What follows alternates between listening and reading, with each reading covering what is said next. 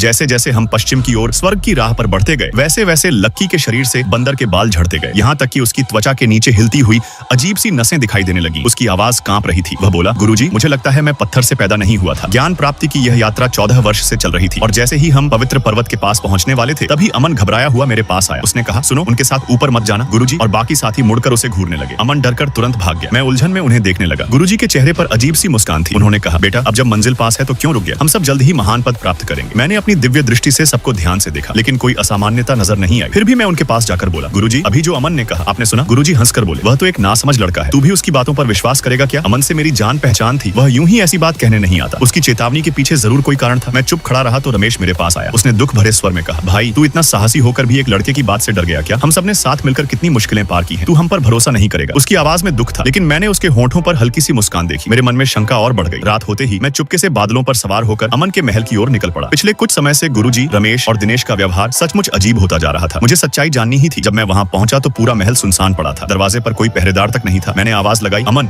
मैं आ गया हूँ, बाहर आओ। लेकिन कोई उत्तर नहीं मिला। मैं अंदर गया तो दृश्य देखकर सिहर उठा। महल के अंदर हर तरफ सेवकों के शव पड़े थे। सबको किसी तेज हथियार से टुकड़ों में काटा गया था। मैंने चारों ओर खोजा, लेकिन अमन का शव नहीं मिला। मेरे मन को थोड़ी राहत मिली। मैंने जोर से पुकारा, कौन है जिसने यह अत्याचार किया? सामने आओ। लेकिन सन्नाटा ही रहा। मैं तुरंत स्वर्गलोक की ओर दौड़ा। मुझे लगा वहाँ सब सुरक्षित होंगे, लेकिन वहाँ का दृश्य तो और भी भयानक था। चारों तरफ दिव्य योद्धाओं के शव बिखरे थे। रामू, श्यामू, रमेश, दिनेश और कई अन्य देव समान वीर सब निश्चल पड़े थे। उनके शरीर भी उसी तरह काटे गए थे। मैं स्तब्ध रह गया। मैंने पुकारा, कोई है? उत्तर में केवल खामोशी मिली। मेरे मन में सवाल उठने लगे। ये सब शक्तिशाली योद्धा थे, इन्हें साधारण शक्ति से कोई नहीं मार सकता था। आखिर यह किसने किया? मैं गहरी सोच में डूब गया और सत्य की खोज में आगे बढ़ने का निश्चय किया।